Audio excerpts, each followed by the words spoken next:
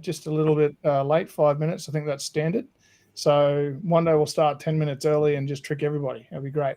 We've got James said I didn't have to say his last name, but James Kilgannon, Getting close. Getting close. Fourth go, I'll get it. We practiced that 10 times before we push record as well. All the way from Dublin, so it's an Irish coffee, I guess, wouldn't it be this morning for you? Yeah, it's about 11 a.m. So yeah, getting there.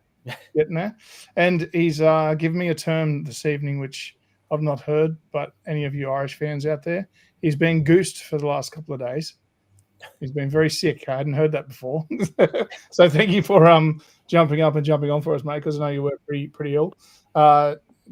James Dean from Amber Bev joining us as well, who's helped obviously get all these whiskies in the bottles for us and sorting it out. So thank you for that. Steve from Pigs Peak makes delicious wine. If you haven't tried Pigs Peak, you'll try your first one tonight. Get into the reds when you get a chance when we're moving into winter. I know Steve's been hard at making his new ones.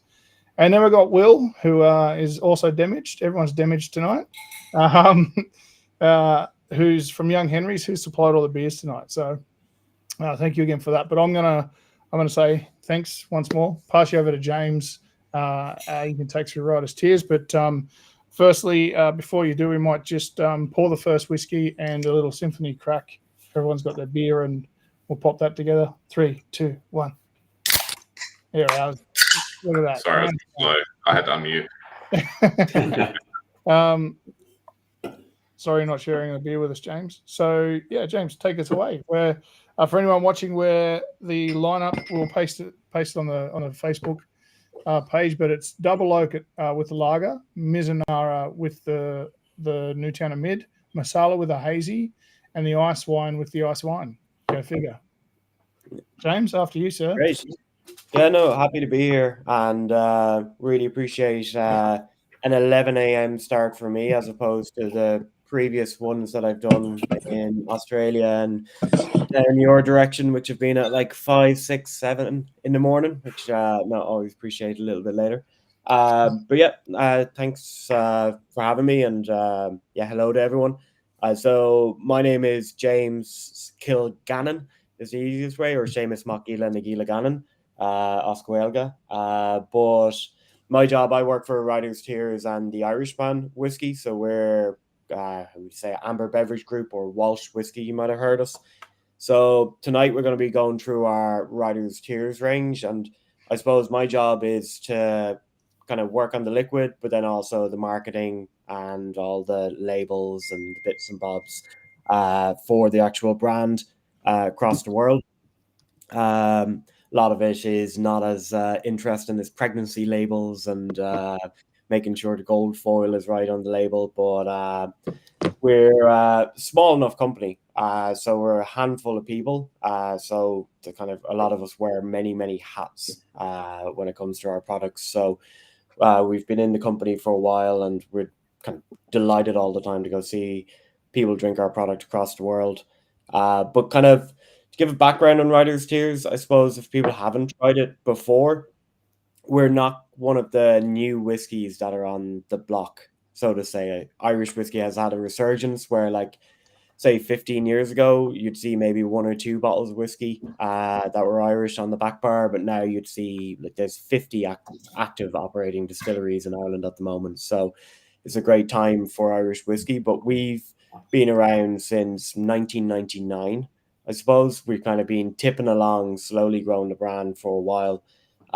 So kind of been flying under the radar and slowly getting our product out there.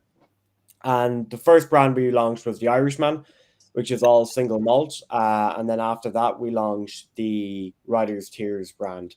So what the Writer's Tears is this is all single pot still focused whiskey. So when I'm talking to people about single pot still, you probably know Redbreast.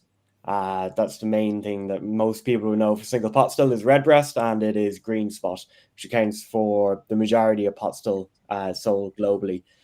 So we kind of wanted to bring pot still in almost a different direction, so to say. So we wanted to kind of look, what did people enjoy about pot still and how can we do it a little bit different? So we created the Riders Tears brand to kind of fill that kind of gap in the market and kind of bring pot still in a different direction. So with all of these whiskies, because they're single pot still, they're going to be spicy, they're going to be oily, they're going to be lively. It's going to have a kind of energy and a kick to it. And there's also going to be a little bit of experimentation on our whiskies as well, always, because the brand is called Riders Tears. So I'm sure most people would have heard of like James Joyce, would have heard of like Oscar Wilde, Samuel Beckett, or Patrick Kavanagh, the kind of great old Irish writers of like the last 2 centuries, pretty much. So we look to them and for kind of inspiration on our brand and for the name of the brand as well, because a lot of our writers, they were all famous after they died. Essentially, they were all miserable arseholes. Can you curse on this? Sorry, or is that a curse in Australia? So yeah, they're all miserable arseholes, and so they're all sitting in pubs, drinking and boozing and drinking whiskey for inspiration when they had writer's block. So they essentially, the joke is that they were kind of crying tears of whiskey. So our founder, Bernard Walsh, was a big literature guy and also a big whiskey guy. So he took inspiration on that and applied the name Riders Tears, linking in that creativity from writers, but then also his love of pot still whiskey with Riders Tears. So our range is always going to be a little bit kind of different, so to say. It's going to be a little bit more experimental from what you're expecting from traditional pot still whiskey or traditional Irish whiskey in general. So it's a lot of fun. The Riders Tears range has a lot in it with a huge amount of flavors. If you try the Irishman range or other range, that's very traditional. That's what you're going to expect. Bourbon, sherry. We had a chat about that the other day. I've had some keen Irish fans of what we do asking for, as I told you, the 17-year for quite some time. So and I actually got the stock list over what we have in stock, so I will send it over to you. Oh, looking forward to that. I haven't opened the file. I haven't opened the file yet. I just have to check what do we have allocated in. You'll open it 0. yeah, too. Well, it's one of those things. It's kind of the hard thing when you create a good whiskey. It's hard to make enough of it because everybody then wants it. So that's our kind of challenge. Is always just to keep everyone happy. So people have been listening to me talk shite about the brand and the marketing and all that. I won't talk about marketing from now on. What do you have in front of you? So what you've got in front of you is a blended whiskey. So it is a blend. So there's 4 main types of whiskey. There is single malt whiskey, which is 100% malted barley. You've got single pot still whiskey, which is a combination of single malt and of malted barley and unmalted barley. So that's barley directly from the field, hasn't been malted, it's just been dried. You've got single grain whiskey. So single grain whiskey, essentially the kind of definition would be anything that's not barley. So corn, wheat, rye, millet, kind of non-barley based spirit. And then you have blends, which are a mixture between 2 different types of whiskey. So single malt and typically single grain. So this whiskey is a little bit different. So this whiskey is a mixture between single malt and single pot still whiskey. So not what you'd expect from a blend. So if you look at Jameson, it's like 20% pot still, 80% grain whiskey. So light, floral, approachable grain whiskey. There's no column distilled corn or wheat grain whiskey going into this. So you're not going to get that ease that you get from a traditional blended whiskey. The reason we have to call this a blend is essentially a category for this doesn't exist. So how we make this is we don't have a distillery yet. We have a site that we have planning permission to go build a distillery. We're just trying to get together the 35 million together to go build the bloody thing at the moment. And if you guys are following the financial markets at the moment, not a good time to be looking for 35 million to build something. So we are kind of sourcing our whiskey. So we source the distillate and then we mature it ourselves in our own warehouse. So we get our single pot still whiskey from I'm not allowed to tell you where it's from, but from a very, very large distillery down in the south of Ireland that accounts for most Irish whiskey sold globally. And then we get our single malt whiskey from a distillery up in the north of Ireland that could or might be one of the oldest distilleries in the world. So you can take a guess of where we're getting our stuff from, considering we set up in 1999.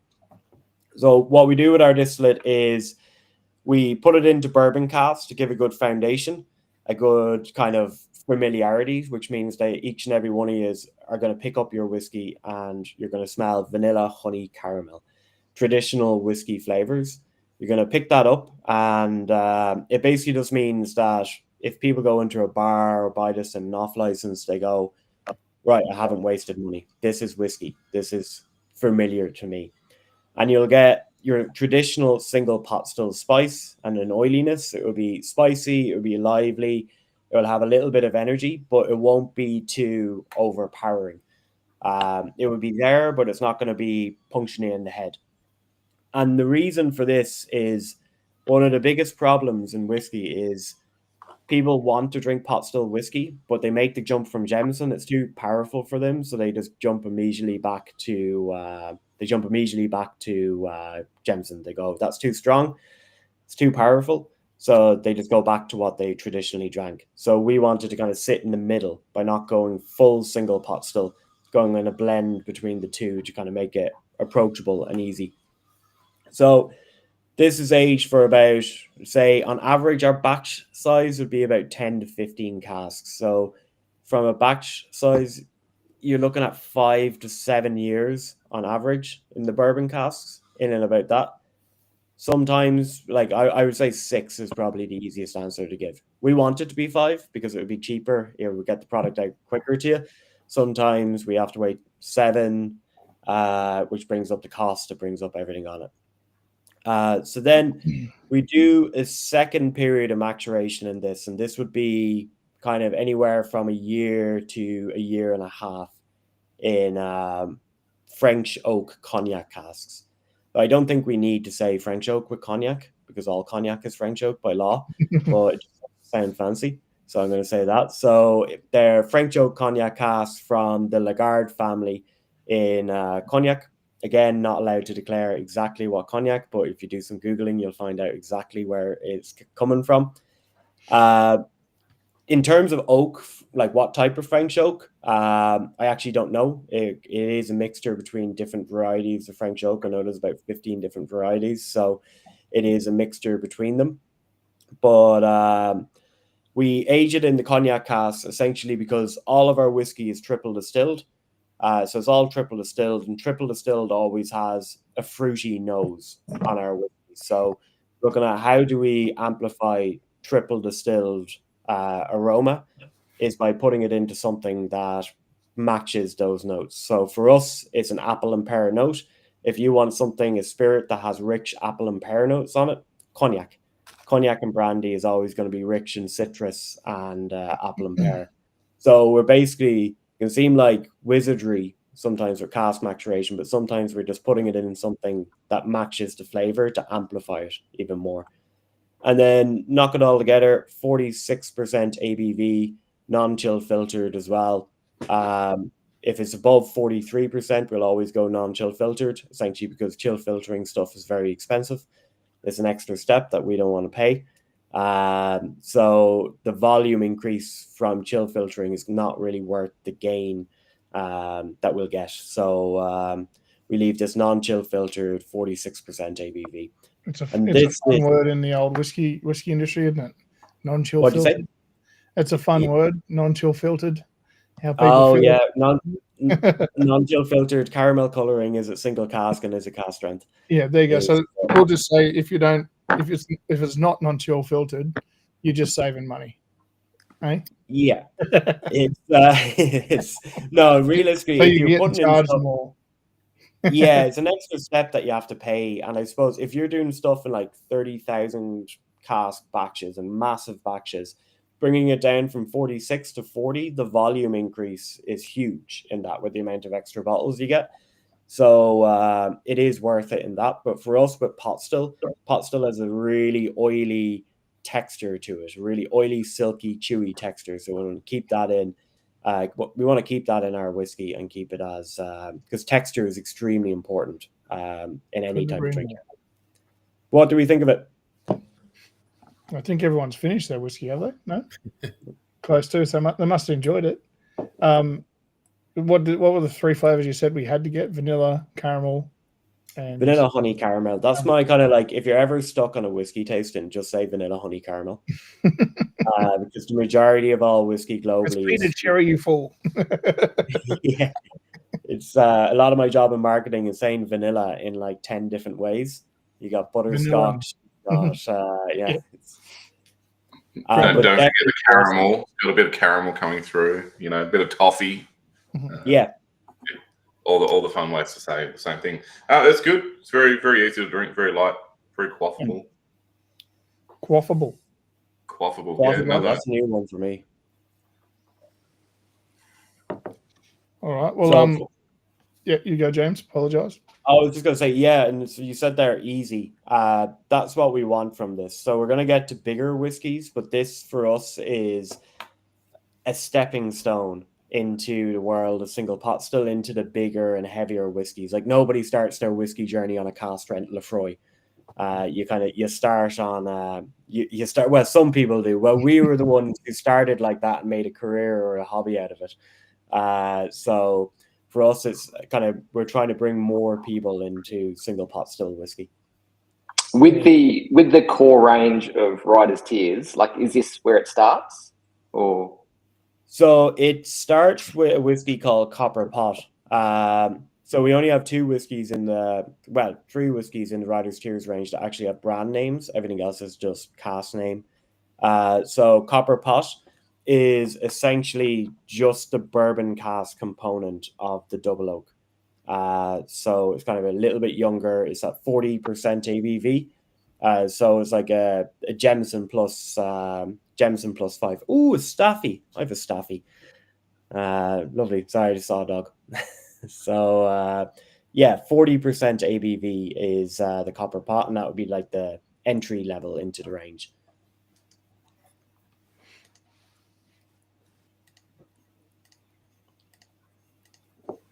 All right. Well, we might move on to the beer if we can, Mr. Young Henrys. He's learning to drink with his left hand. Yeah, I've got to keep swapping hands as I go around. Drinks all over the place. But thanks very much for having us on, guys. Excited to jump into one of these. We've been talking about it for a while, and it's good to finally get the chance to get out there, say hey to some people, and get some beer into people's hands. So as we talked about, we're starting off with natural lager. One of the first things we actually ever made within Young Henry. So we've been going for about 13 years now as a brand. This is one of the earliest beers we made. And at the time, lager was kind of a bit of a dirty word within the craft beer scene. You were seen as kind of joining the mainstream if you jumped on the trend of doing a lager. But we had some clever owners who kind of said, 70% of the world drink lager, so it'd be kind of stupid if we don't have one. So natural lager was born from that, and it's an Aussie take on a German style. It is a main body of a Pilsner malt, which is what we one of the only few malts we actually import. Most everything else comes from Australia. This is one that does come in for us. It was designed around the easy drinking, but not just your everyday lager. They wanted something that was palatable. It was easy to get down, easy to drink, but you're still going to know you're drinking something slightly different from one of those lagers you might see on tap everywhere else. The brew process is simple as. We keep it nice and cold. It's all nice and controlled in the thing. An issue a lot of craft breweries, I think, found with lagers at the beginning was they are harder to make once you get to that point of brewing. If you change that temperature too much, they die and the yeast gives up. So they are a little bit trickier. We, at the time, had a wonderful head brewer who wanted to champion this German style with a bit of an Aussie flair behind it. Comes in at 4.2%. So I guess that's moved into what is sessionable these days. It's that ABV of what sessionable seems to change every time we talk about it. But we hope this sits very much in that everyday, all-day drinking kind of category. It is called natural because it's unfiltered. We don't do anything else. We centrifuge when it comes to the end, but there's no filtration. There's no extra preservatives added into the lager. It is just what it is in the can when we make it. It was designed in that some people we know stay away from this because it doesn't taste like a lager, and some people think it's not crafty enough to be a craft lager, which took us a while to kind of work out where it sits in the market. But we're really happy with where it is now. It's got a real good cult following behind it. It is the one that we find ourselves looping back to in the tasting bar every now and then when you suddenly go, I've had a couple of too many Newtowners or a couple of too many of whatever weird and wonderful thing the brewers made this week. So I need that kind of return to home, comforting feeling of a natural lager. It's good. I love it. It's fairly light and refreshing. Like I'm always going to sort of go towards lager. I'm not a big hop person, so I steer clear of the IPAs and any sort of hoppy beer. But yeah, that's really good. I don't think I've had it before either. So yeah, I enjoy that. Yeah, it's kind of a sleeping giant for us. That it's been in the Young Henry's portfolio since I think it was the second thing we ever made out of the brewery. So it's always been around, but it's always been that one that people don't always associate either with us or with craft brewing in general. So it's nice to give it some love and get it out there on the screen today. I did realize I actually grabbed myself a glass, but it's been like drinking down the can like a ruffian so far. So it came out of bottle a few years ago, and there's always that argument of lager tastes better from a bottle, but I think this one tastes pretty good wherever you have it. So I always loved it on tap. I feel like in your earlier days is a little bit more maltier than what it is now, but still delicious. Love it. Yeah, they changed the taste better from a tap as well, though. To be fair, so yeah, the freshness of a keg is hard to beat. Agreed. All right, is that everybody finished their first dram? We can move on to the next one, I reckon.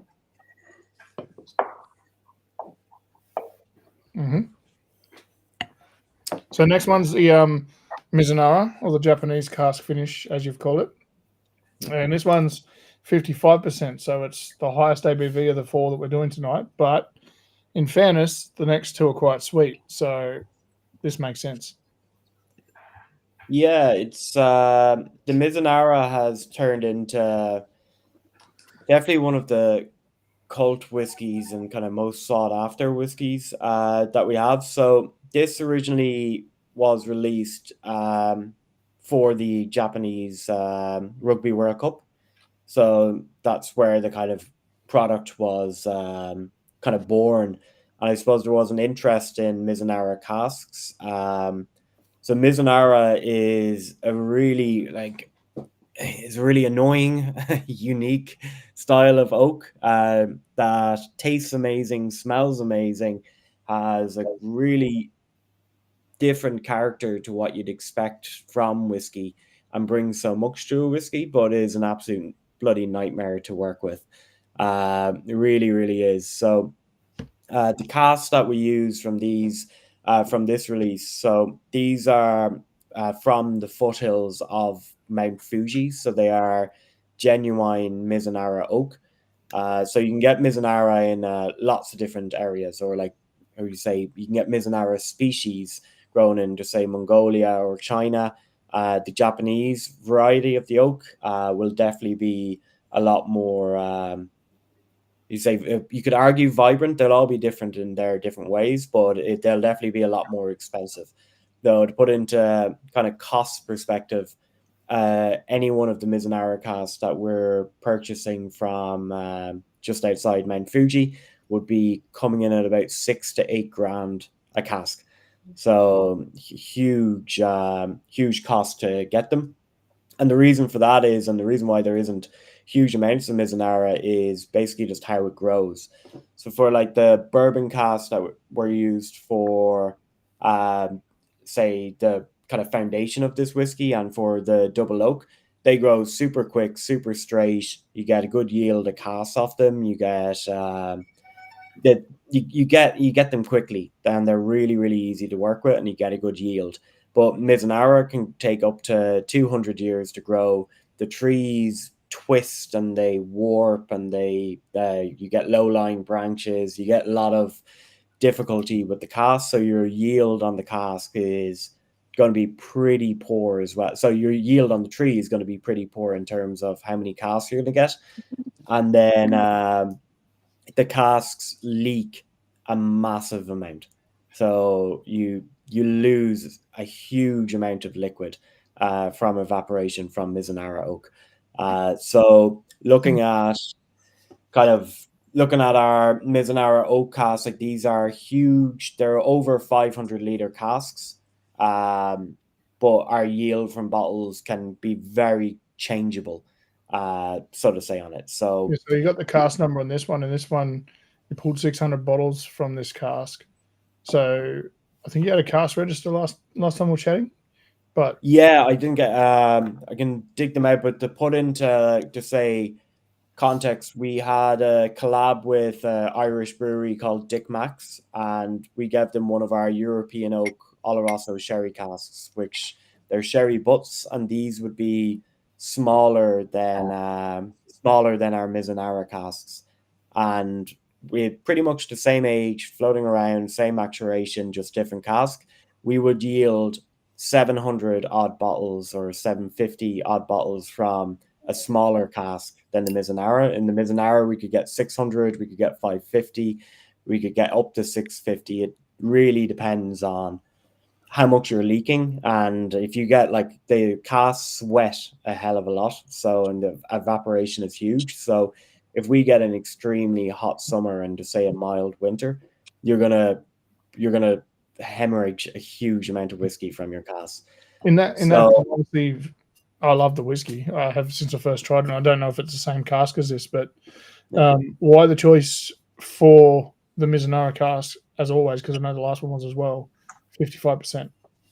50. It's keeping it consistent from batch to batch. So, and some whiskeys just say like with the cask strength, we'll always change it. With other ones, we'll stick to a particular strength.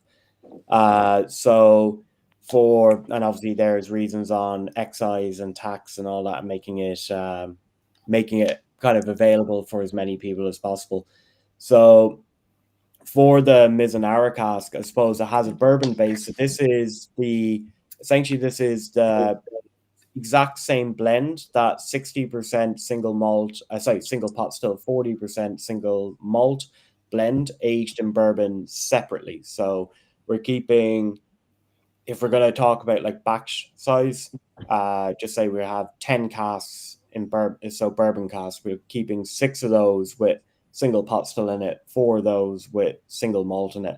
Then we blend those together at cask strength after about 7 to 9 years would be for the Mizunara cask.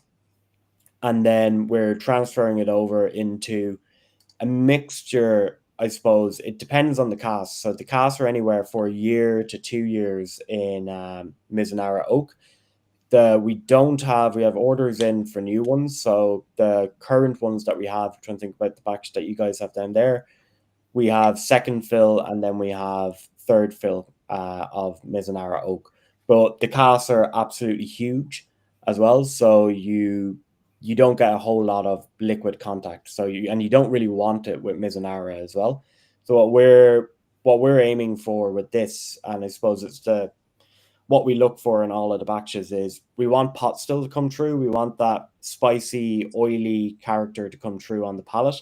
We want that bourbon foundation, and then we want all of once we get the nose and the palate of the Mizunara that's not too overpowering, which is incense. I hate saying that kind of Asian spices because it's Mizunara oak, it's Asian, but that kind of aniseedy, umami, or you say kind of aromatic element to the palate.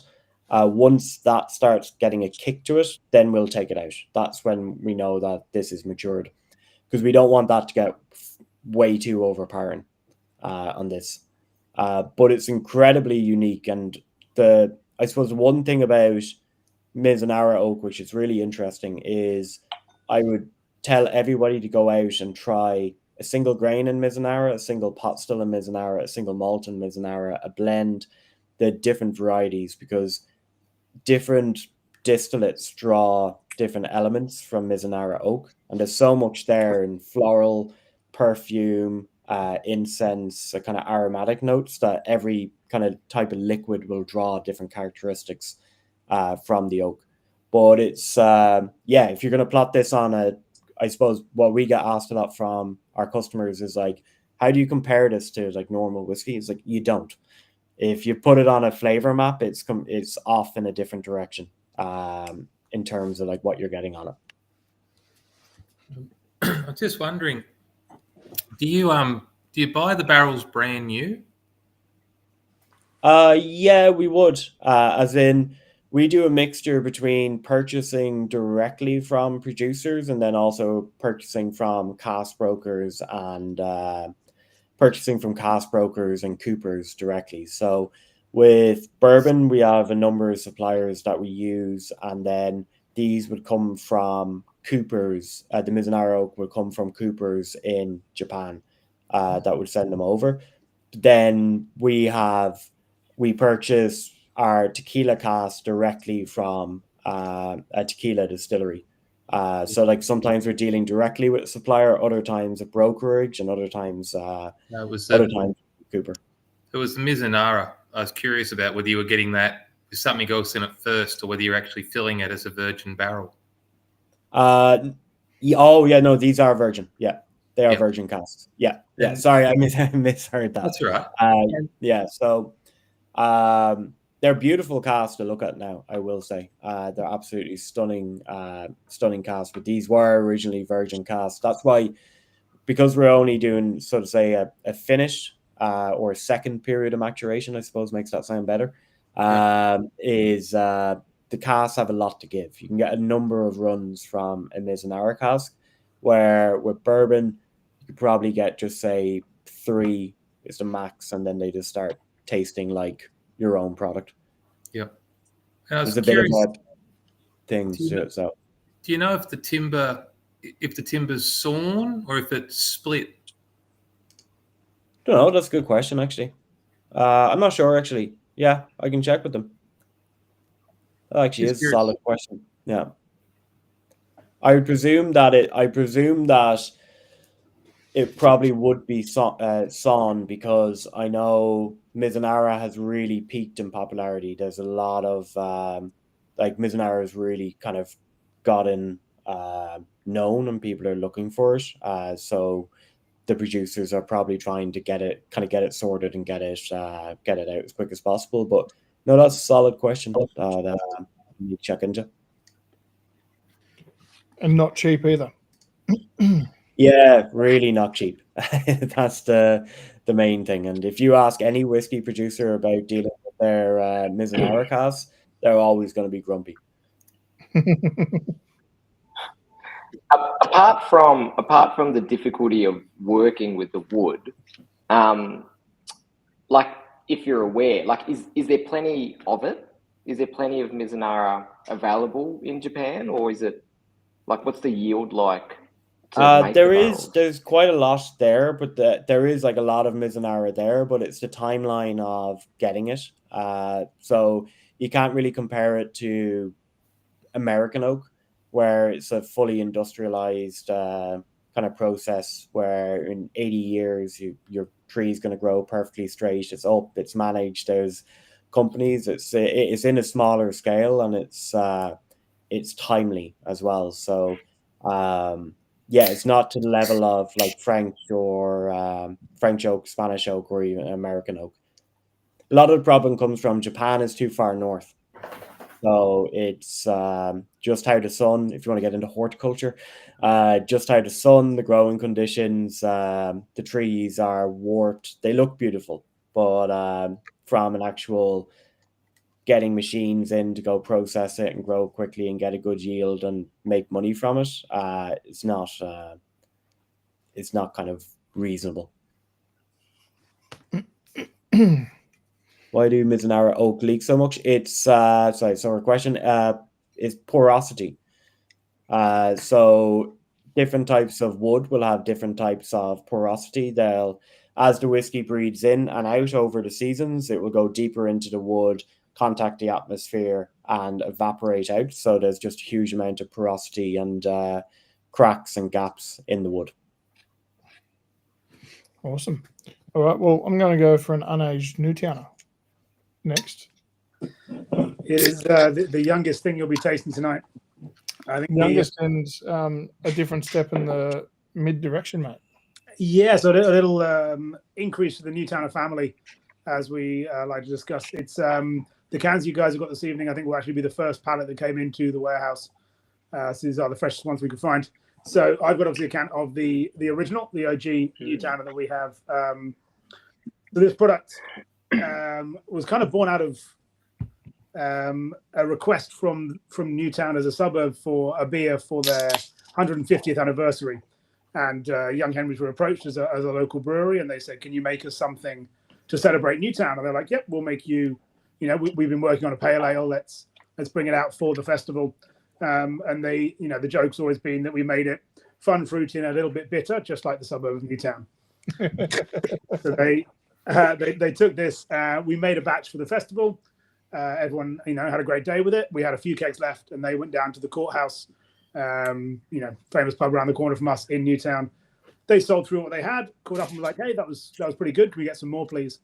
And the guy's like, "Oh, sorry, we only made the batch for the festival. There isn't more Newtowner to be had." And they're like, "Yeah, but everyone wants it. It's called Newtown. So go make it. We're going to need some more."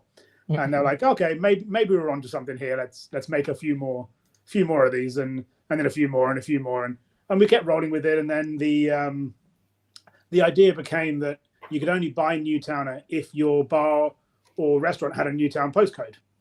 So, you know, if you're 2042, you're allowed to stock Newtowner. And we'll keep it much like a champagne or like the cognacs. They're only allowed to be made here and only allowed to be sold in this location. And they found that this was working real well for a while. And then realized people were trying to break the rules a bit, get a bit further out. So they increased to a 5K radius from the brewery of where you could stock Newtowner. And there was a brief flirtation with the idea of having Newtowner for those who live nearby and out of towner for everybody else.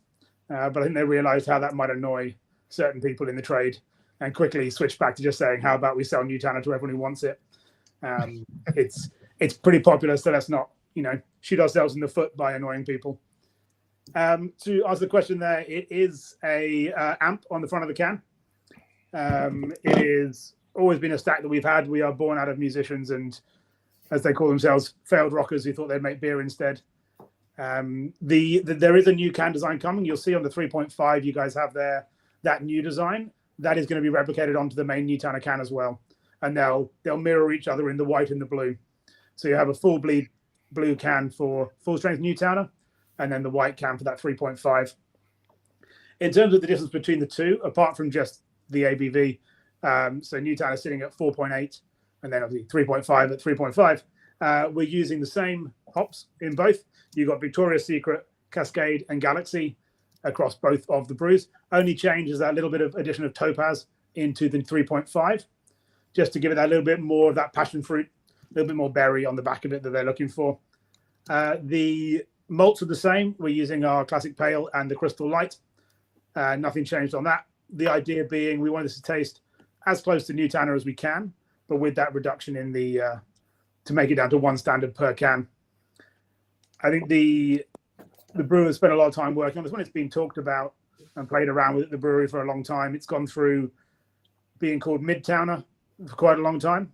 And then we were going to do Newtown Mid, but we settled on 3.5. We just thought it really gave a call out to that one standard per can to mean it is a mid strength, to have that in the range. We've always had Stayer as part of our portfolio. It's a delicious beer. It's the one that I drink most of when I'm at the brewery, not just because I'm in the car, but because I want to. But we also found that it's a very big beer, and some people kind of shied away from it as a mid strength because of how strong the taste was. It felt like you were having maybe a bit too much when you're coming out for something quiet. It's also, Stayer's got a lot more hop and a lot more work goes into making it. So it's an expensive beer for us to make, but to play in that mid-strength market, the price certainly has to be lower than almost the production would suggest it needs to be. 3.5 was born because we wanted something that was as accessible as a Newtowner, but something that you could sit on all day and not have to worry about where you're going afterwards. This came out officially end of March, I think. Well, sorry, early March. The first cans arrived in. Kegs went out the week afterwards. So it's slowly getting onto tap, slowly getting out there. We're seeing a lot of positivity back from the initial kind of customer base who have taken it on. And we took cases away to what is loosely referred to as the Young Henry's Conference, which is 3 days in Crescent Head, where we definitely do loads of work. And we took away about 10 cases of this with us, and they were gone in the first night. So we realized maybe we were onto something quite good with this one. Yeah, when you've got that New Towner range, the two I loved that you did was the Old Towner. Obviously, I love a dark beer, but also I found the motorcycle oil a bit hoppy for me, but the Old Towner was good. But then you had, correct me if I'm wrong, but I'm pretty sure the name was Double Towner. Double Towner was the double strength version.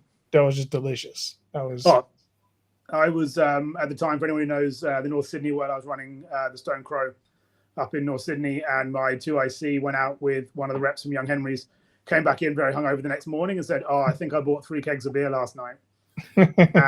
And we then received a delivery of Double Towner from the latest batch. And at the time, we were questioning how a 7.8%, what is still a pale ale, was going to go on our taps, but it turned into a beer we couldn't hold on to. Those 3 kegs went within the week. It was delicious drinking and tasted like a new town. It just had that almost 8% tag on it, so you didn't realize quite what you were drinking. And it just sat in your mouth a little bit longer. It was great. It's fantastic. Yep. Real big fan of that one.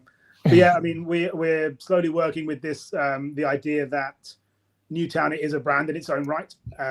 It's the first time you'll see on the can where Young Henry's is now smaller than the name of the beer. So if you look at the original can of Newtown that I've got, you've got that big Young Henry's tag with Newtowner underneath.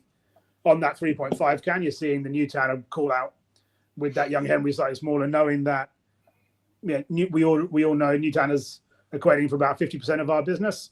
Yeah. So it's ready to be its own beast and run with it. So having this as the first addition to the family, and the ongoing joke in the brew at the moment is we'll do no Towner at some point when we finally get around to the non-alc. You've got to get with it, don't you? One of my favorites will always be that you just don't make anymore and have them for a while. So I think it was Red back in the day, but Real Ale. Yeah, that was. It gets a rebatch every now and then. Yeah, that's an incredible one. That one. Yeah, so we've been working on the remastered series, so bringing back some old brews from history. And Real Ale was the first one that got the nod, followed by Double Towner. So they were the remastered, doing their musician thing again. Yep, it is. It might look a little bit like the Metallica logo as well if you ever see it in trade. Love it. All right. Well, I hope everyone enjoyed that beer. What did you think, guys? Nice 3.5 in the middle. Yeah, that's great. For MIDI, I'm a bit like Ray. I do like big beers and I like dark beers, but I've never really appreciated MIDI. But this is going down pretty well. So either I've had too many beers already, or it's not too bad. I think you can argue both of those things are true. It's fine. I love your reasoning. All right, so we're moving on to the Masala cast, stepping into that that sweet region, nice and sticky. I realized I missed a question there earlier, and I know Will was saying about like bringing back old beers. Someone asked on what was the Irish brewery Dick Mack's. It's a very, very small brewery and pub down in Dingle, about as far west in Ireland as you can get. Like a 5.5 hour drive for me to get down there. Which, 5.5 hour drive for you guys is nothing. But for us, it's big. So they do we've worked with them for a while on doing kind of weirder stuff. Well, not weird stuff in the terms of like we've done a brown ale with them, released with Riders Tears. We've done a seaweed IPA with them, and then most recently, just come back to the one on kind of reviving old brewing styles. We did a Gruit stout release with them, which they're selling down on their website. So Gruit stout is basically a stout before they knew to put hops into beer. So they used herbs and spices instead. So we took that, and that's the only one I'd confidently say we are the only people in the world maturing in Gruit stout casks at the moment. And now someone's probably going to be like, well, actually someone in Singapore is doing this, and yeah, I'll be proved wrong in public. But we do some interesting collabs with them. But unfortunately, most of those releases don't even make it out of Ireland or even Dingle most times. Oh, Dingle. Yeah, I got to great. ask, when you said herbs and spices for preservatives, what exactly? And what's it called? A what? Gruit Stout. A Gruit Stout. Gruit. I'm in Ireland again anytime soon. I'm taking a trip down to Dingle to get a Gruit Stout. Oh yeah, no, it is very odd. And in terms of the herbs and spices that are in it, There's 11 and you can't tell me. I asked Finn what did he put in it, and he was like, he just said, I just went down the Dingle Peninsula and picked up what I saw and threw it in the beer. Great. So they've learned from young Henry's. Excellent. There's about as oddball as you can get in terms of beer, but it made an interesting whiskey. Roger Steers, we're always gonna, if you send us weird casks, we're definitely gonna try and put our stuff in it. But yeah, what are you drinking? So this is one of, I suppose, our limited releases that turned into kind of something else, I suppose. So we have our core releases, which are like the Copper Pot, the Single Pot Still, and the Double Oak. They're the stuff that we make all the time in kind of bigger batches. And then in terms of like the Mizunara and kind of ice wine and the other stuff and the Marsala, they would be like limited releases. So we basically do it as we do small batches, and then if a market needs them, we'll send it out there, and it was kind of continuous production. So we for this one, we always wanted to look at Marsala casks, because I suppose when you look at pot still and you look at a lot of traditional pot still, it tends to be very wintry. Whiskey tends to be very, very wintry and very kind of fireplace, rain, and kind of leather-bound books and mahogany bookcases and all, and tweed and stuff. So that's not necessarily true. Whiskey can be kind of summery and springtime and doesn't have to be all wintry. So we were looking at pot stills and going, yes, well, it's 14 degrees at the moment, so this is like really nice. I'm not going to wear a jacket outside. It's going to be very nice today. So, well, it's 14.5 degrees right now here where I am as well. So there you go. It's how much? 14.5. We're on par. Nice. Yeah, see, may as well. Same thing. So I think our humidity might be a little bit off the chart. So we're looking at, okay, how can we bring in more kind of summery flavors? So with the Double Oak, we did that with cognac, some more springtime, summer. Mizunara, I don't think you can classify as a season.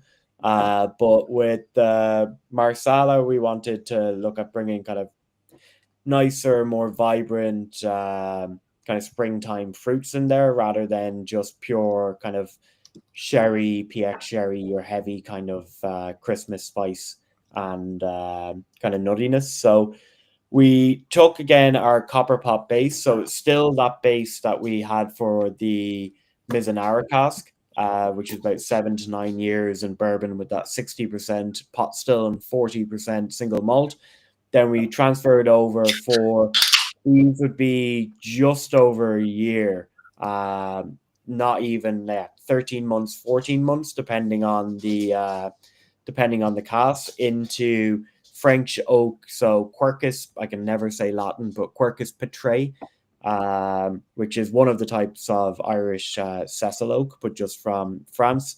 So French oak casks that have held Marsala. So Marsala being aromatized wine, being bringing up the kind of ABV of wine up to about, white wine up to about 20% ABV, and aged in Solero stacks as well. So they do that traditional style of aging, which is input. Can never say the Latin of it, or my Italian and French is awful, but the Solero stack system, where they never really empty the cask. It's perpetual. So they empty a bit of it, transfer it into a new cask, and then refill that. So basically there's always a bit of the previous batch in the casks. So you get consistency, you get that kind of winery style.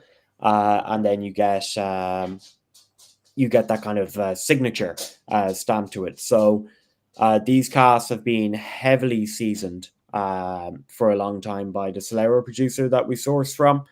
And because of the scale, I suppose, of how much we're making of this. So we'd be doing this batch-wise, we could use 2 casks a batch. Sometimes we're only using 1 cask a batch. It depends on basically how many people are ordering it.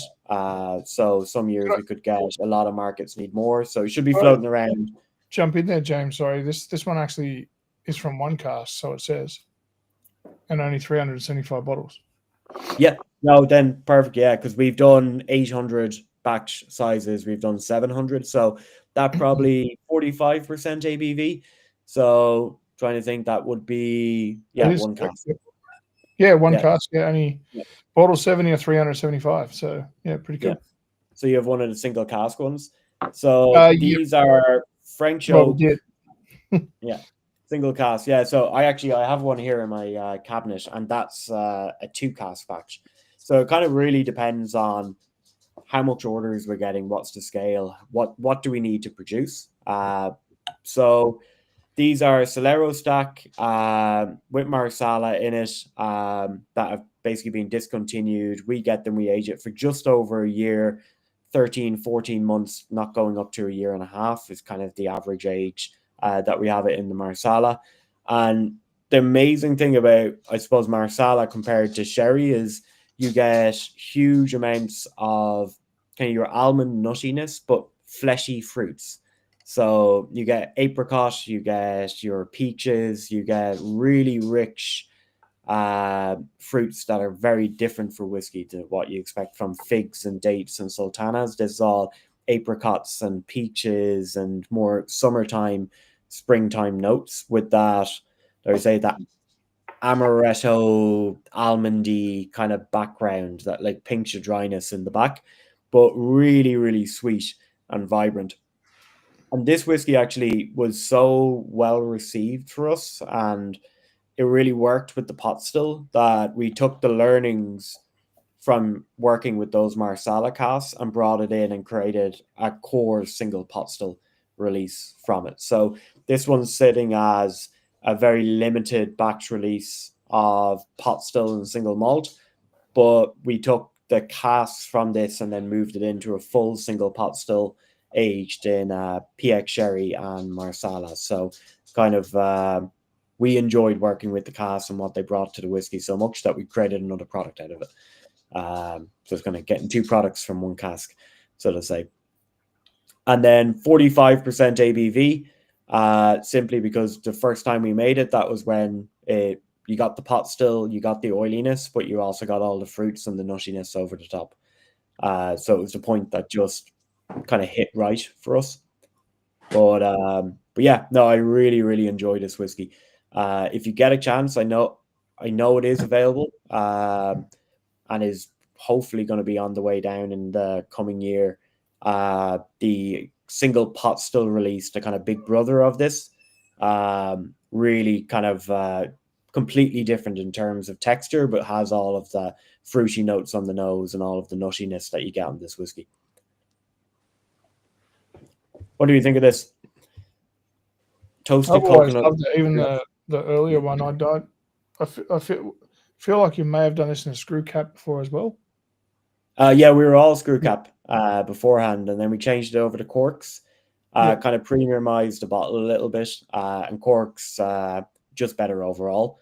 We're looking at changing up the bottle slightly. That's the long-term goal, because unfortunately our bottle is about 3 millimeters too high for an IKEA shelf. So yours EH Taylor and Optimal. Yeah, so they set the standard for shelf height globally. So unfortunately we can't fit on an IKEA shelf, and you won't believe the amount of stuff I have to deal with because of that. Well, there you go. As well, Monopoly have changed their box size to fit in the cube shelves from IKEA. It now comes in a square box, so it fits on the cube shelf correctly. Oh, that actually didn't know that. That's interesting. Yeah, love it. That's fantastic. All right. Well, hazy mid time. Does anyone else want to say anything about the masala? No, it's good. I like it. It's very sweet. Even though it's sort of fairly unique, it's maybe my least favorite of the three so far. But it's good. Still really like it. Still really light and easy to drink. Yeah, like you said, a lot of that fruit coming through, a bit of that nuttiness, and I like it. Yeah, For it'd sure. be really cool to see the single pot still version of this. That'd be really cool to look at. Yeah, I get what you mean as well. I suppose with ours, and it's one thing we do with our whiskey is like, I suppose we're too small that we can't kind of go in one direction of flavor and just do that. So what we do is we kind of cast a very, very wide net in terms of like what our whiskeys taste like and where the flavors plot, just say. So it means that we don't expect everyone to like every single whiskey that we make, but we know there's going to be a whiskey in there somewhere in our range that will be suited for them. So yeah, we kind of cast a very wide net. Unless we put the Irishman 17-year-old in, and then everyone just kind of goes, yeah, everything else you make is awful. We only want this. Just do this. Well, we'll need to test the palates on that first, mate, and then we'll see. Yeah, that's 7. You can send us some of that 17-year-old, but I'd really like to try the single pot still.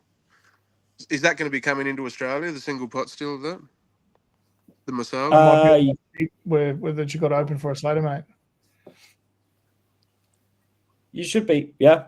James or JD should be able to answer it. We do have it here. It's just the thing of like getting it down there and getting it in at the right time and the right price. And yeah, we got the ice wine in, so we can get that one in. We'll work on it. Only took a couple of years. Yeah, only Love it'll be on its way. Love it. All right, well, let's crack this hazy pale. Yeah, so moving in last but not least from us, the Young Henrys, is the hazy pale. One of the, I still think of it as a new one to our range. It's probably a couple of years in now, but it's the most recent addition to the core range in the beer world for us. It's kind of interesting one. There is a trend in the craft beer market of one brewery does something really well and everyone panics and makes it one quickly to try and be the same and get on shelf. And hazy was definitely in that kind of in mold for a lot of people. It suddenly became the style that everyone was looking for. Hazy beers had a huge resurgence in the trade. I was talking to our head brewer, and he said he spent so much of his life learning how to make beers clear and take the haze out of them. Suddenly, everybody wanted it put back in, and he had to delete all the knowledge he'd learned in the past. Much like the masala we just went through, this was born out of a limited batch that we did. We had a collab with Rolling Stone magazine called Unifier that was the first hazy we'd made out of the brewery and the kind of first learning curve for that. And it was very well received. Big, still one we could ask for. I accidentally wore my Unifier shirt to a beer festival recently and everyone assumed I had it with me. And I got inundated all day for questions of where's Unifier, where is it? So we kind of had this conversation within the brewery and they said it'd be stupid of us not to bring back something in the same idea. This was what came out. We lowered the ABV. The Unifier sat at 6%. This came down to 5.2. Again, putting it more into that kind of sessionable style of range, a little bit higher than most sessions, but in that place where you can have 2 or 3 before you start to really feel it. Same kind of goes with the hops in this, as we use a lot of the topaz is that big one in the background and mirrors the masala quite nicely in that stone fruit flavoring that we're going for. You're looking for a lot of that within this. You're finding those apricots, those kind of peaches, and bits you would have recognized in the whiskey coming across into the hazy. Probably the juiciest one we've tasted tonight as well. Kind of away from that, in terms of bitterness, this is the lowest one that we have in the range and on the tasting tonight. So it's definitely in that kind of accessible, easy drinking little hit, but it's got that slightly higher punch of ABV behind it to keep you on your toes when you're having a couple.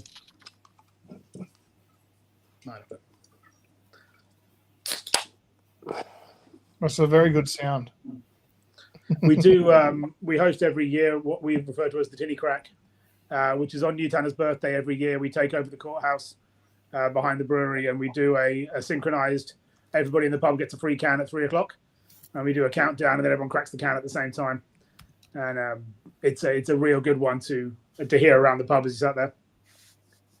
Yep. What 3, 2, 1 crack? 3, 2, 1, go. I had the I don't know. You can call it a pleasure or a curse last year of being inside the Newtown can costume and going up and down the streets. So luckily, no one knew it was me, so I was good to go. But it's very hard to open a can of yourself when you're dressed up in the huge gloves. I love that you can synchronize that many cans to open at once. Yet tonight, somehow we failed with 9 of us on the stream. But do better, Ray. Just do better. We did the first one okay, I thought. Well, no, I still stuffed it, so it was on me because I wasn't ready. But next month we'll get it for sure. All right, we'll do it. We'll make it a thing. The tinny crack. I did try to come do down in honor of Will's right arm. Yeah. I tried to do one at O Week at Sydney University, and I hosted a bit of an event for them. And I was like, "Oh, look, we do this thing every year. It'll be fun to kind of replicate that with the students and welcome them all to uni, and they can all cheers together." So we stood there, we got all the cans out, got it all ready, gave it out to everybody, and people just cracked them and went away drinking, going, "Oh, thanks for the free beer," and wandered off. So it is a hard thing to coordinate when you're. Maybe it's just the student's fault, but yeah, it's not the easiest thing to get around. Love it. Will young Henry be doing another collaboration with an Irish whiskey? Because that red ale you did years ago was bloody fantastic. There is a dry red out at the moment. Actually, we started doing what is called the demo batch. They sorted out the mini distiller, so the mini brew tank in Newtown. So we've been doing 2 or 3 kegs a week of something different. So we have got a red on at the moment. We are open to a lot more fun collabs at the moment. We've got a brew team who are itching to get into things. So, we'll definitely have a chat around that corner, young man. So, with the barrel and batch stores, of course, young Henry's come on board as one of our craft features. So that's very exciting. Looking forward to kick all that into gear. So, get into one of the stores around your town. If we got one, I mean, they're popping up quickly. But a collab for an exclusive sounds great. Let's go. Let's do it. Oh, good. I'll get the wheels turning. Mr. Kilgagan. Aged in Writer's Tears barrel. Ooh. Yeah, that's what I was going to say. Shoot us over a Writer's Tears barrel. We'll age in that. Yeah, we could for sure look at that. And it's something, we are exploring, is looking at working with and doing kind of market exclusive collabs. Not a Mizunara. That sounds like a dog's breakfast. Something else. Yeah, I don't want to talk to my brewer about. You don't want it to leak. Oh, for sure. It is something I know we've gotten, like in a previous company I worked with. I know getting Irish whiskey casks down to Australia is pretty easy. Beer casks, I say, would be no problem at all getting them up over here. It's just the only thing we won't take from Australia is wine casks, because for every 10 wine casks you get from Australia to Ireland, about 8 of them end up being vinegar by the time they get up here, because they spend months at sea. Of course, unless you put some grape vodka in there to keep it all nice and fresh. Nice. But then you're going to jeopardize the flavour of the wine anyway. So yeah, I agree. Just no wine cast. Just wine cast no good anyway. So. You're not invited, John. Shush. But while we're on the hazy, Will, if you wanted to finish off any of Young Henry's, but before we do, big thanks for supplying the beers for us tonight, and Young Henry's jumping on board with Barrel and Batch. Really exciting, and cheers on the beers front. Yeah, looking forward to getting some fun things done in the future, and yeah, if the barrels that came over happen to have whiskey, and that's also fine. We'll definitely give you a down low on that, James. Yeah, for sure. Yeah, it's one way to bypass customs anyway. We did one a while ago for our 10th birthday. We did a barrel aged red ale that was aged in some rum barrels we'd borrowed from a local distiller who brought them around and said, "Look, there might be rum in some of them. We're not sure, but here you go." And we aimed for it. It was a lovely 6-month age in the of a red ale aged in those casks, and it was incredible stuff. It's the one that we keep trying to. I found a can rolling around the back of the car, and I was like, "It's probably still good." It's only 2.5 years old. It's probably still good. It didn't pop. It's fine. No, it was all still intact in the can. So I was like, "Oh yeah, you'll be fine then." Beautiful, love it. All right. Well, hope you all enjoyed the beers. We're going to move on to something we haven't done yet, which I'm super looking forward to. So, as said before, James, Steve's a winemaker in the Hunter Valley, my favorite winery by far, one of the best dudes going. So I'll let you take it away with the ice wine whiskey. But Steve actually has provided us with an eye swine, being Pig's Peak. Pretty cool little name there. We'll take on it. I'll let you pick up on that after when we crack it. But yeah, James, let's pop into this ice wine cask. Yeah, no, excited to kind of hear the feedback on it. So if you can hear my dog whining in the background here, she's trying to get me to go out. Yeah, so I suppose to put into where the kind of Marsala and the double oak came into, the inspiration from it was more about just using different types of casks and bringing new flavors. The Mizunara kind of came about because of the Japanese Rugby World Cup, and the ice wine came about because Toronto and LCBO in Toronto is our biggest account globally. Whatever it is, it essentially is. We put Riders Tears in there, and it just clicked, and it just worked, and was received very well. So we do sell more in Toronto than we do in the entirety of the United States. Thank God at the moment. So that's gonna hopefully keep us afloat. But yeah, Canada has been very, very good and received very, very well there. So it was going to get into the stage you kind of work with like-minded producers and kind of see if we could do something exclusive for the Canadian market. So obviously, if you look at a lot of like alcohol producers around the world, you'll be shocked about where you find Irish people. So you always find Irish people. Yeah. Not at all. Yeah. Like if you look at like Hennessy is Irish, like there's a lot of Irish people all over the world producing it. So we teamed up with Inniskillen Ice Wine in Niagara to create a unique kind of release. So essentially, I'm not going to go too big into how ice wine is made, considering that we have someone who knows absolutely far more than I could possibly know on it. But what we did is we again follow that direction of wanting to kind of bring new flavors in, bring that kind of more springtime, summertime element into whiskey production. So looked at using ice wine casks to bring in peaches, apricots, your kind of fleshy fruits, your citrusness, your perfume notes, and kind of bring something new into Irish whiskey. So we took the same kind of base that we have, that pot still and single malt base, and we aged it in bourbon for about 7 to 9 years, depending on the batch, and then transfer it over just over a year in these American oak ice wine casks. Essentially trying to time it so that we still retain that pot still oily, spicy characteristic, but then get that really fruity, vibrant, oily, really the kind of like fruity perfume, floral, fleshy fruits, rich nose over the top. And the kind of whiskey speaks for itself. The moment you bring it up to the nose, there's just a huge amount there. Very, very different. And we're kind of looking at it as well. When we released this many years ago, I suppose we were probably one of the few people aging in ice wine casks around the world. But now has really picked up when people are looking at alternative varieties, wine and fortified wine, something that's different than sherry, essentially. How do we bring in kind of new characteristics? And it came together beautifully into fantastic whiskey, to the extent where this was exclusive for Canada, and then now it's gone all over the world. People started going over to Toronto, picking up a bottle, getting it, and then finding it in Europe and bringing it, and then slowly it's just trickled out into one of our major releases. So. Well, I was looking at the pricing, and it's at 120 to 160 US and euro. So I was super excited that we could put it out for $120. And not only that, I still remember, and we definitely got halved in the allocation that we requested, but I do appreciate any allocation.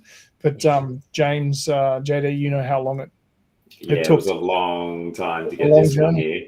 But this is the first time I'm actually trying it. I haven't tried it until right now. It's fucking delicious. Really, really good stuff. Yeah, it's either someone said 2 stacks were the only people. I should clarify, this is white ice wine.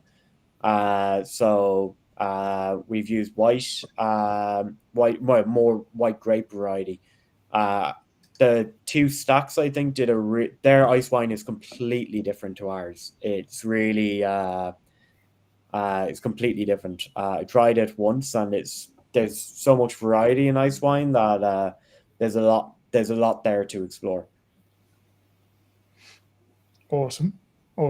Well, then let's do something we haven't done yet, and pair an ice wine with it. Who's up for that? Johnny is. He's ready. I have my fancy wine glass here and my ice wine finish. So I want to give everybody a little bit of history on my relationship with Steve, the most patient human I think I've met ever. And you might not remember our first phone conversation, Steve, but I went to the Hunter to select a wine list for a bar, and I went to Pig's Peak on recommendation, and just absolutely fell in love with the wines there, and all the other wines. We wanted something different for the bar that everyone else didn't have. So we ended up with like 50 different wines, and Pig's Peak was one I really wanted, and I tried for weeks to get hold of Pig's Peak, who are very responsive, by the way. It just so happened that at the time things were happening and didn't work, and Steve at the time was the one getting back to me. And I think a lot of you know that I can be quite blunt when I'm getting to the end of my tether. So I was quite blunt with Steve, who was the most just beautiful and calm person on the phone, apologetic and everything, and just, oh no, well, we can sort all this out, and just fell in love with him and the wine again straight away. And needless to say, got in, and that's been a good, I think, 8 years now. I think, Steve. So very close friend. Absolutely, every time I talk to you, you teach me something, especially when it comes to wine. You're very knowledgeable. But this is actually called Swine, as in swine the pig. So Pig's Peak name all their wines from something to do with pigs. We won't go into Deliverance, Steve. That's for another day. Cheers and thanks, and I hope everyone enjoys the ice wine. And give us a little bit about Pig's Peak yourself and the wine, mate. Well, we're talking about the Canadians, and the Canadians, the Germans, the Austrians, they all run around in the snow in like -8, -10 degree conditions, and almost berry select off bunches. And pick all these semi-frozen berries, which are then squeeze, and the water tends to stay behind in like an ice matrix, and the juice is effectively freeze concentrated. The problem is that I do this stuff in Australia, and you probably noticed it's stinking hot. So there's no such thing as an Australian grape on the vine and -8, -10 degrees Celsius. We don't do those temperatures. So I've got a guy called Rick, and Rick drives around Australia with a car and a trailer, and in the trailer is a machine that does reverse osmosis. So you've probably seen or heard of the idea of making drinking water out of seawater, where you squeeze the seawater against a membrane, and what comes through the membrane is pure water. What we do is we squeeze the grape juice against the membrane. The pure water comes through. We don't care about that. The grape juice has become sweeter by squeezing it. And we can dial up a sweetness level in the grape juice, which allows us to make the wine that you're trying. So it's an artificial way of removing water from grape juice to mimic the ice wine style. It's not the same, and we don't use the same grape varieties, but it's a bit of fun, and it keeps us amused. I like that. What you're just saying. Has anyone been to an ice winery? My mum. Yeah, I went to one in Germany, and it was insane. and it was a nighttime tour. I'm like, why is it a nighttime tour? And sometimes on the nighttime tour, in this small town, they had a town of like 150 people, or very pretty, you could imagine. And it was late at night, and they have a bell, and they go out and they ring this bell when the temperature hits a certain temperature, and everyone comes out of their houses in dressing gowns and walks up the hills into the grapevines and picks the grapes at the temperature Steve was saying.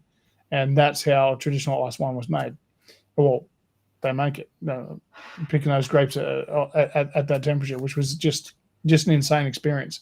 So yeah, there you go. Pretty cool. Yeah. To get the temperature to do it using that traditional method, your window of opportunity is a very small window. And you need a huge number of people, that have your back to actually come out and help. Pick the grapes at the right temp. Yeah. Like it's like in parts of Europe, they'll have frost coming in, and they'll do the same thing. They'll ring a bell, and all the villagers come out, and they all light little fires in the vineyard to help ward off the frosts. If you do that in a coal mining community like where I am, no one gets out of bed. I can tell you now. I was going to say, can you imagine you've had like a bit of a session the night before, and at like 2 a.m. somebody rings this bell, you got to go and start picking grapes. I could not think of anything worse. No. No. Like wandering out there in my boxers, half asleep, half drunk, trying to pick grapes. They wouldn't want me there. No, and look, historically, grapes, mate. One for you, one for me. Look, historically, a lot of the people that we employed as pickers had the same issue. I love that you say at coal mining or whatever, you ring the bell, no one comes out. There will be at least one or two that will come out, and they will tell you what to do with that bell. That's it. It wouldn't be a community feeling. No, but I think it's great. And I think it was like €45 for a 200 ml bottle or something like that. But just the experience and everything to do with it was highly recommend if you ever in Germany off the off chance for no other reason, go and do a tour. It's crazy stuff. Like we're talking, it's phenomenal. We're talking about yields with the different types of oak and the evaporation rates, and this is what drives up price. The yields from making ice wine in traditional method, the yields are tiny. And that's all obviously got to be factored into the final sales price. Yes, well, €45 for 200 mils was, I thought, pretty steep. but when you see what they do, you completely get it.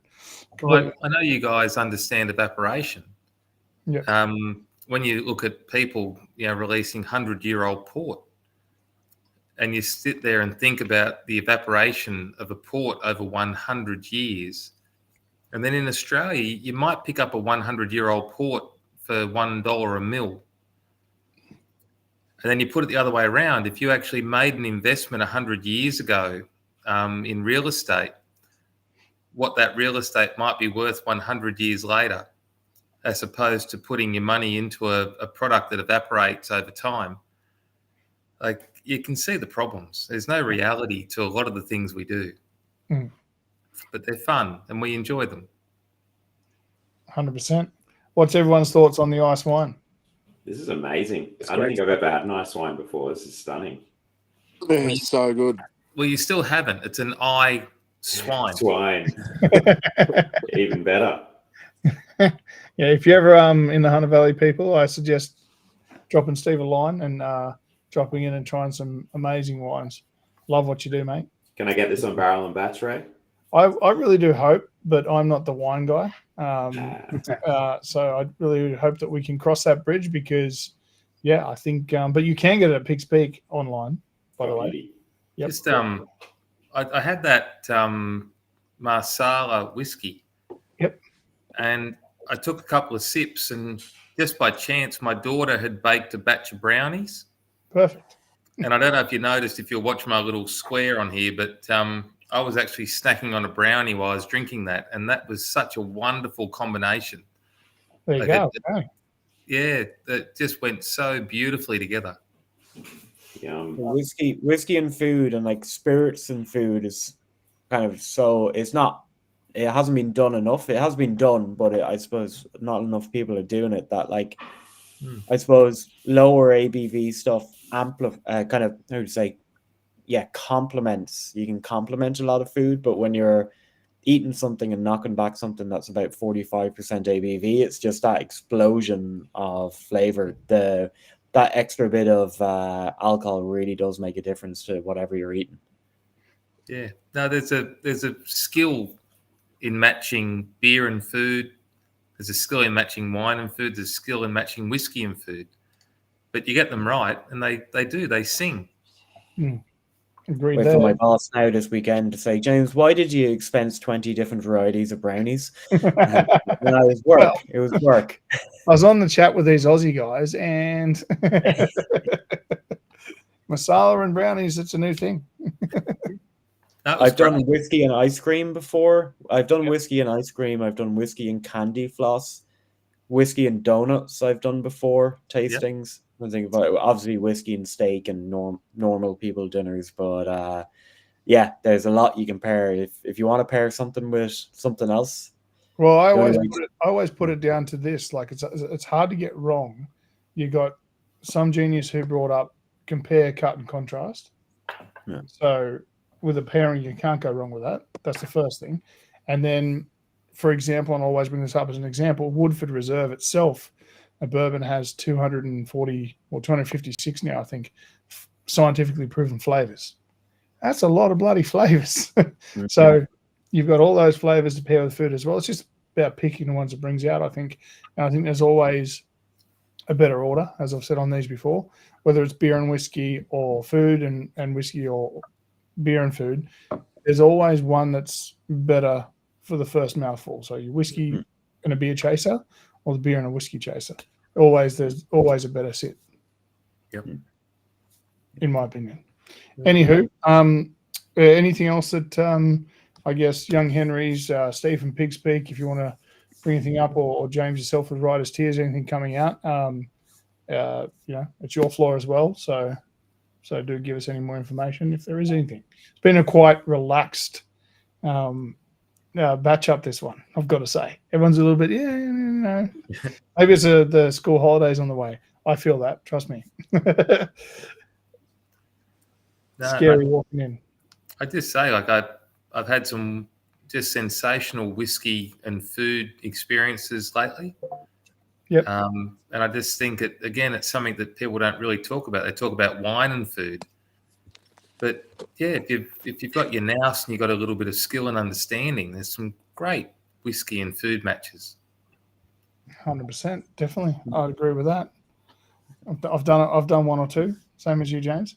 Well, on that note, I will say thank you to everybody. I'm going to end the stream, but leave the video on. We like to stay around afterwards if anyone would like to have a quick and simple dram. Really appreciate everyone's attendance again. So cheers. Nice to bring wine in.